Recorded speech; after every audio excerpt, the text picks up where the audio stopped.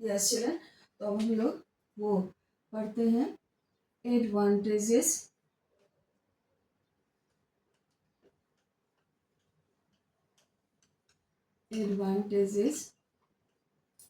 Of friction. क्या क्या है? सबसे पहला हम लोगों ने क्या देखा? फ्रिक्शन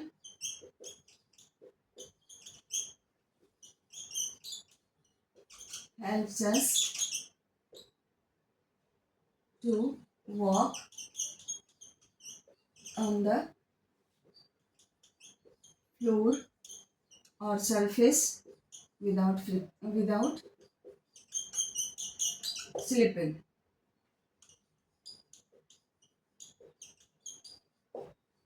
अदरवाइज क्या होता है, कभी कभी हमारा पैर सुनते हैं बहुत लोगों के बारे में, हम लोग के साथ भी कभी कभी बात होती है कि वॉशरूम में कहीं थोड़ा सोप सॉल्यूशन है तो गिरा हुआ है अगर, तो हमारा पैर स्लिप कर जाता है बच्चों। हम लोग को बहुत सारा सिचुएशन है हम लोग के घर में, हम लोग के लाइफ में, डेली लाइफ में, जहाँ हम लोगों को फ्रिक्शन की बहुत ही ज़रूरत है। कैसे? अब चलने में तो चाहिए, फ्रिक्शन नहीं रहेगा तो हमारा पैर स्लिप कर जाएगा। इसीलिए you would have heard in some countries, I have heard that कि लाइक कनाडा, और जहाँ की वो बर्फ गिरते रहता है हमेशा, तो that is the rule of that country कि सुबह उठ के जिसके घर के सामने रोड पर बहुत सारा बर्फ गिरा हुआ है उन लोगों को ही साफ करना होता है।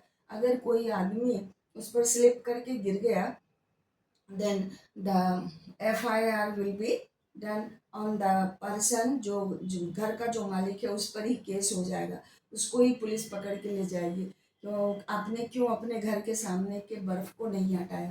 क्योंकि उसका सरफेस भी स्लिपरी होता है और लोग चलते चलते उस पर गिर जा सकते हैं। तो वो फ्रिक्शन नहीं रहेगा तो हमें चलना मुश्किल हो जाएगा, हम लोग स्लिप कर जाएंगे। और इसी के लिए बच्चों हम लोग क्या देखते हैं, जब हम लोग घर में पहनने वाला सैंडल क्या होता है, कभी कभी उसका वो जो है सोल चिकना हो जाता है, तब फिर वहाँ भी हमारा पैर स्लिप करने लगता है और फिर हम उसको डिस्कार्ड कर देते हैं, दूसरा सैंडल हम लोग खरीदते हैं। तो बच्चों friction helps us to walk on the floor without slipping ना। ये फ्रिक्शन अगर नहीं रहे तो इसी बोर्ड पर सपोज कि अगर बहुत ज़्यादा फ्रिक्शन है तो the ink of this marker will be interlocked और फिर वो साफ ही नहीं होगा। तो थोड़ा सा फ्रिक्शन है जिसके कारण हम पेन से इस पर लिख पाते हैं, और इसको जब हमने साफ कर दिया किसी लिक्विड से तो उसका सरफेस स्मूथ हो जाता है ज़्यादा, और फिर इस पेन से मैं नहीं लिख पाऊंगी। तो we can write on the board or paper due to the friction। अगर फ्रिक्शन नहीं हो तो दो सरफेस का इंटरलॉकिंग नहीं हुआ, इस पेन का इंटरलॉकिंग नहीं होगा इस सरफेस पर, and then I can not write on the paper और ऑन द बोर्ड। वो friction helps us to ignite the match stick. Friction helps us to ignite the matchstick।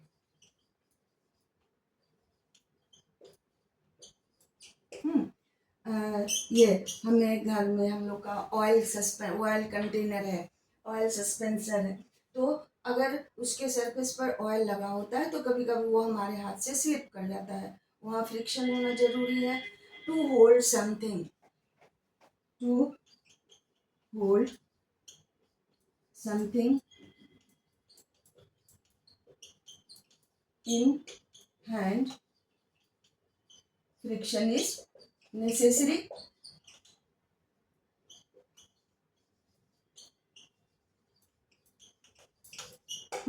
देखते हैं मार्सी प्लेस पर sand क्यों sprinkle कर दिया जाता है, आइस पर क्यों सैंड स्प्रिंकल कर दिया जाता है, so that the surface can have more friction and we can walk on the surface without friction.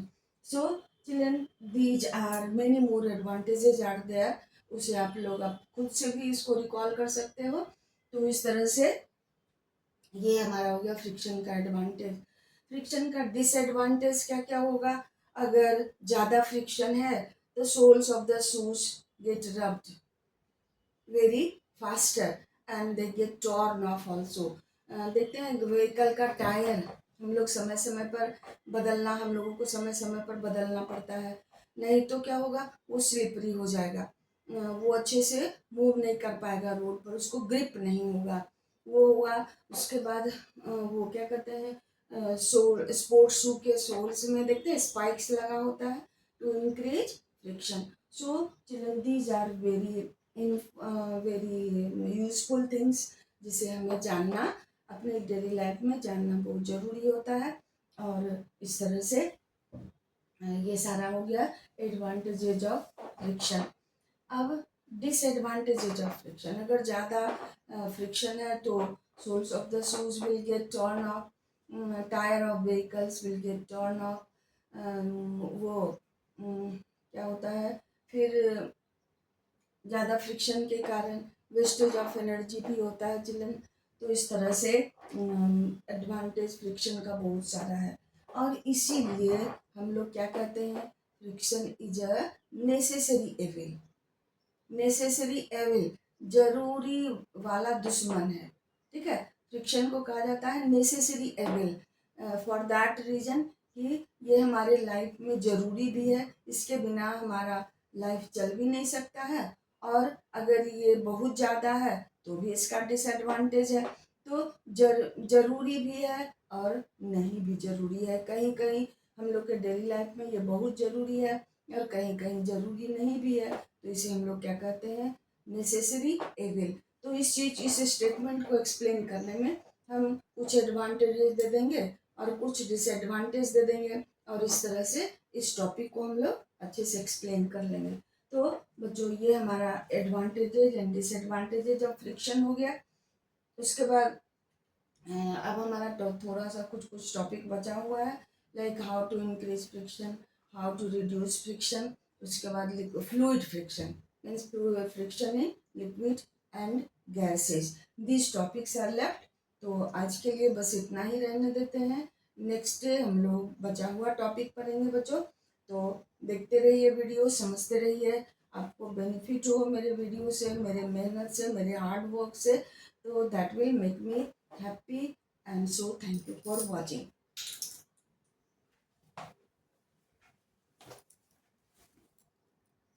my channel again बच्चों। तो क्लास 8 का हम लोग पढ़ रहे थे फ्रिक्शन चैप्टर बच्चों। तो 2 वीडियो इसके पहले भी हमने बनाया था फ्रिक्शन पर, और लास्ट वीडियो में हम लोगों ने पढ़ा था टाइप्स ऑफ फ्रिक्शन। चलिए, ये टाइप ऑफ फ्रिक्शन ही थोड़ा सा आपके लिए वो हो सकता है डिफ़िकल्ट समझना, बट उतना टेंशन नहीं लेने का है, समझ जाओगे। चिल्ड्रन, सो हम लोगों ने परहैप्स वो डेफिनेशन हर तरह के फ्रिक्शन का पढ़ लिया था। एक तो था क्या, static friction, kinetic friction. Static friction में एक टाइप था लिमिटिंग फ्रिक्शन का, उसके बाद दूसरा था काइनेटिक फ्रिक्शन। काइनेटिक का भी 2 पार्ट था, स्लाइडिंग फ्रिक्शन है और रोलिंग फ्रिक्शन। चिल्ड्रन, अगर हम लोग वो देखें स्लाइडिंग फ्रिक्शन और रोलिंग फ्रिक्शन के बारे में, तो ये हमारा हो गया क्लास 8 के लिए चैप्टर हमारा है फ्रिक्शन।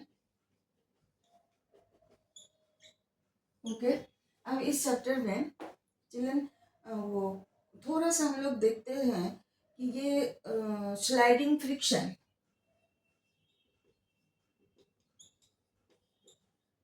स्लाइडिंग फ्रिक्शन और दूसरा हमारा था रोलिंग फ्रिक्शन। रोलिंग फ्रिक्शन बच्चों, तो ये अब देखिए थोड़ा सा दोनों में क्या है, हम मुझे मेरे बताने का क्या मतलब है। चलिए, अगर ये हम पेन को इस पर खींच वो मूव कराते हैं तो क्या हो रहा है, इसके निब और बोर्ड के बीच फ्रिक्शन हो रहा है कांटेक्ट में। तो यहाँ हो गया हमारा स्लाइडिंग फ्रिक्शन, जब ऐसे आप खींच रहे हैं तो स्लाइडिंग फ्रिक्शन हो गया। लेकिन जब हम इसे रोल करा ऐसे ऐसे घुमा के ले जाते हैं तो ये रोलिंग फ्रिक्शन हो गया। बच्चों, तो दोनों ही केस में चाहे स्लाइडिंग फ्रिक्शन हो या रोलिंग फ्रिक्शन हो, सिर्फ दो सरफेस के कांटेक्ट में ही ये चीज हो सकता है।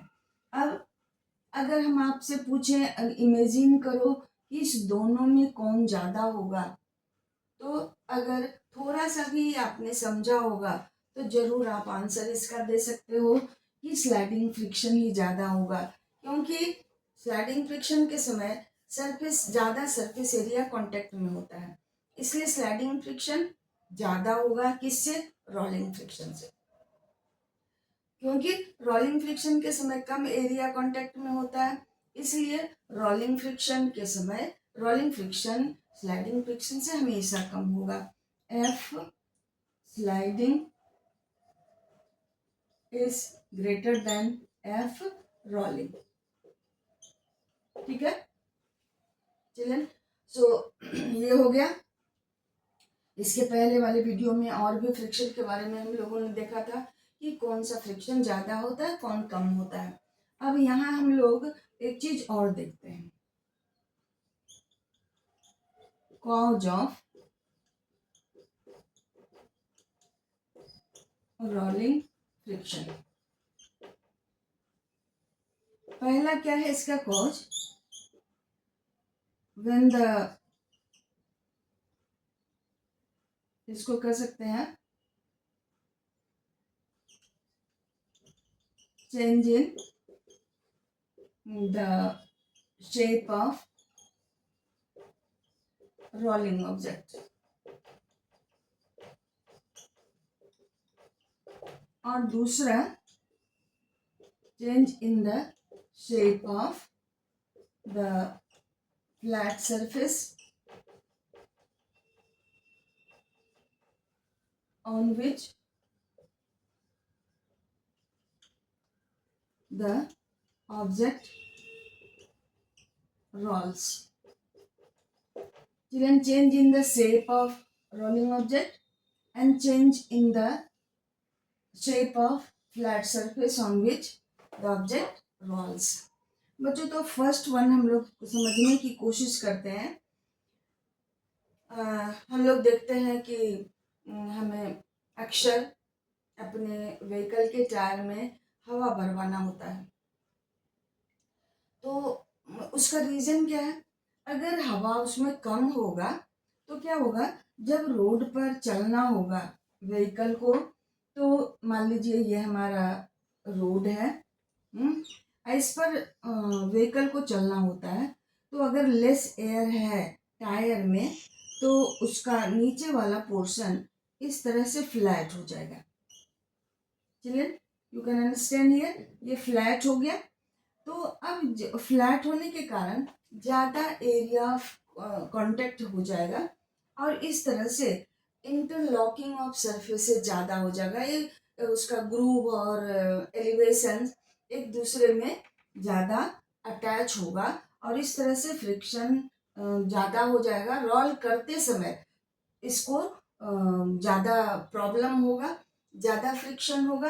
तो ये रोलिंग फ्रिक्शन का एक रीजन ये हो गया, क्या हो गया, due to the flattening of the rolling object, change in the shape of rolling object. क्या बोले आपको कि अगर एयर कम रहेगा तो क्या होगा, इसका नीचे वाला पोर्शन जो कि रोड के कांटेक्ट में है वो फ्लैट हो जाएगा और फिर से इसको रोल करने में मुश्किल होगा, क्योंकि इंटरलॉकिंग ऑफ सरफेसेस ज़्यादा हो जाएगा, फ्रिक्शन का वैल्यू ज़्यादा हो जाएगा और इस तरह से रोल करते समय फ्रिक्शन का वैल्यू ज़्यादा होगा। ठीक है, अब फ्रिक्शन रोलिंग ऑब्जेक्ट में और रोलिंग ऑब्जेक्ट और सरफेस के बीच फ्रिक्शन अराइज होगा कब, जबकि रोलिंग ऑब्जेक्ट सॉफ्ट हो और सरफेस हार्ड हो, तो रोलिंग ऑब्जेक्ट के शेप में चेंज हो जाएगा और इस तरह से वो क्या होगा, उसको मूव करने में, रोल करने में मुश्किल होगा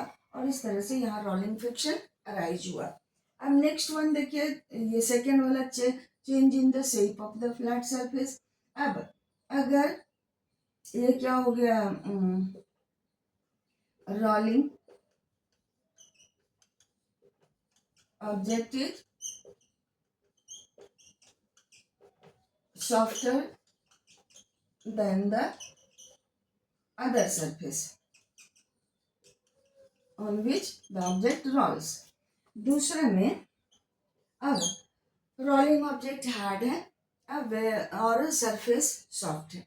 मान लेते हैं व्हीकल को चलना है ऐसे जगह से जहाँ की सैंड है या सॉइल है, तो अब क्या होगा, वहाँ